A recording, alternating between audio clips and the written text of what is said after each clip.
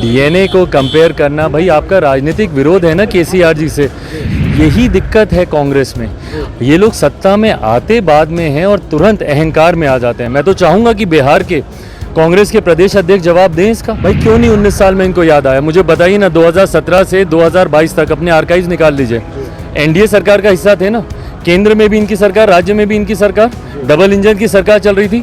2017 से 2022 तक मुझे एक मेरे मुख्यमंत्री का बयान निकाल के दिखा दीजिए जहां पे उन्होंने विशेष राज्य के दर्जे की मांग की हो। नमस्कार, न्यूज़ फॉर नेशन देख रहे हैं आप। मैं हूं आपके साथ धीरज सिंह। तेलंगाना के नए मुख्यमंत्री रेवंत रेड्डी ने बिहार के डीएनए को तेलंगाना के डीएनए से कमतर बताया। हमारे साथ चिराग पासवान जी। सर, जो नए मुख्यमंत्री बने हैं तेलंगाना के, पहले तो उनके बयान को आप कैसे देखते हैं? भाई ये पूर्णतः गलत है। इस तरीके से डीएनए को कंपेयर करना, भाई आपका राजनीतिक विरोध है ना केसीआर जी से। कहाँ आप उनके डीएनए पर चले गए और उनके डीएनए को बिहार के डीएनए से जोड़ के आप बिहारियों का अपमान कर रहे हैं। यही दिक्कत है कांग्रेस में। ये लोग सत्ता में आते बाद में हैं और तुरंत अहंकार में आ जाते हैं। मैं तो चाहूँगा कि बिहार के कांग्रेस के प्रदेश अध्यक्ष जवाब दें इसका। मैं चाहूँगा कि बिहार के तमाम कांग्रेस के नेता जवाब दें इस बात का कि क्या वो इन मुख्यमंत्री की बात से सहमत हैं, क्या वो मानते हैं कि तेलंगाना का डीएनए बिहार के डीएनए से को क्या मतलब है भाई कंपैरिजन करने का।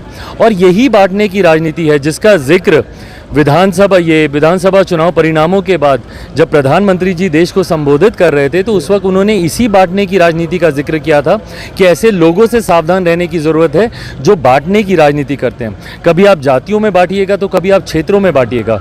बिहार और तेलंगाना को अगर इस तरीके से बांटने की सोच के साथ रखा जाएगा तो ये देश जो भारतीय होने पर हम लोग गर्व करते हैं, या तो कांग्रेस चाहती ही नहीं है कि देश एकजुटता में बंधा रहे। और ये तमाम तरीके के इस तरीके के बयान देशवासियों की, भारतीयों की भावनाओं को ठेस पहुंचाते हैं। और ऐसे में बिहार कांग्रेस को ज़रूर जवाब देना चाहिए कि क्या वो अपने नए मुख्यमंत्री के इस बयान से क्या वो सहमत हैं। एक सवाल है सर कि नीतीश कुमार एक बार फिर से मांग करें कि विशेष राज्य का दर्जा जरूरी है, उसके बिना अब तक बिहार का विकास अधूरा रह गया। भाई क्यों नहीं 19 साल में इनको याद आया? मुझे बताइए ना, 2017 से 2022 तक अपने आर्काइव्स निकाल लीजिए। एनडीए सरकार का हिस्सा थे ना, केंद्र में भी इनकी सरकार, राज्य में भी इनकी सरकार, डबल इंजन की सरकार चल रही थी। 2017 से 2022 तक मुझे एक मेरे मुख्यमंत्री का बयान निकाल के दिखा दीजिए जहां पे उन्होंने विशेष राज्य के दर्जे की मांग की हो। तो जब आप ऐसी स्थिति में होंगे उस वक्त आप इस विषय को उठाएंगे नहीं। और अब राजनीतिक लाभ के लिए, और अगर 19 साल के मुख्यमंत्री को अभी भी विशेष राज्य के दर्जे की मांग की जरूरत पड़ती है तो ये इनकी नीतियों की विफलता को दर्शाता है। फिर में एक सवाल यह है सर कि 17 और 18 तारीख को विपक्ष की बैठक होनी है दिल्ली में। नीतीश कुमार समेत सब लोग मौजूद रहेंगे। क्या लगता है कि जो गठबंधन जिस उम्मीद से लोग बनाए थे वो सही? भानुमति का कुनबा है, बनते बनते ही धराशायी होने लगता है। नीतीश जी अभी कुछ दिन पहले तक नहीं जा रहे थे, अब जाते हैं कि नहीं जाते हैं।